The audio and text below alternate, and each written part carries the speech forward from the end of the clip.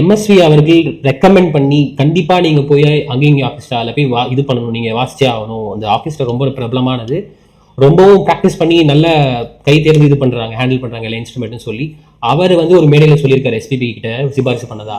அது பத்தின உங்களோட கருத்து? அதாவது நான் எஸ்பிபி சார் பார்த்தீங்கன்னா வந்து 2 ஆர்கெஸ்ட்ரா தான் பாடுவார்.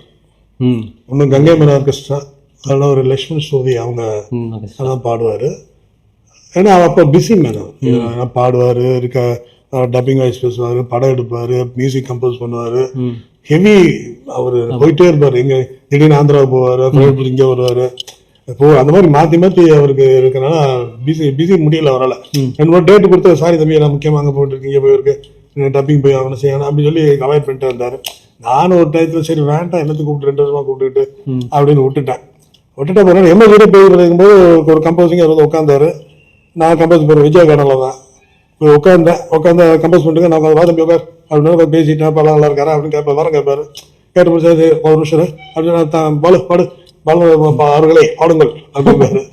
அந்த பாட்டெல்லாம் சொல்லி கொடுத்து பாடும்போது நான் சொன்னேன், அண்ணன்ட்ட சொல்லுங்க வரவே மாட்டேங்கிறாரு ஆர்கெஸ்ட்ராவுக்கு, நீங்களாம் வந்து அவர் 10 வருஷம் வந்தார். யாரு எம்எஸ்னா 10 வருஷம் கண்டினியூ கூப்பிட்டு வந்தேன். வருஷம் நம்ம கோட்டை மாறுவங்களுக்கு அவர் கெஸ்டா வருவார், ஆண்டு உலகம் வருவார்.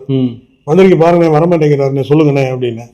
அண்ணே நான் வரணும்னு நினைக்கிறேன், டைம் இல்லைன்னு அங்கே போயிடுறேன் இங்கே போயிடுறேன் அப்படின்னா நான் அடுத்த வருஷம் கண்டிப்பாக வரேன் தம்பி அப்படின்னு சொல்லி அடுத்த வருஷம் அதாவது ஆரம்பிச்சு 5வது வருஷம் 5வது வருஷம் தான் எனக்கு கோட்டை மாரியம்மன் கோயிலுக்கு வந்து பாட்டி கொடுத்து வந்து பாடினதுல இருந்து நான் எப்போ பேர் கேட்டாலும் உடனே கொடுத்துருவேன்.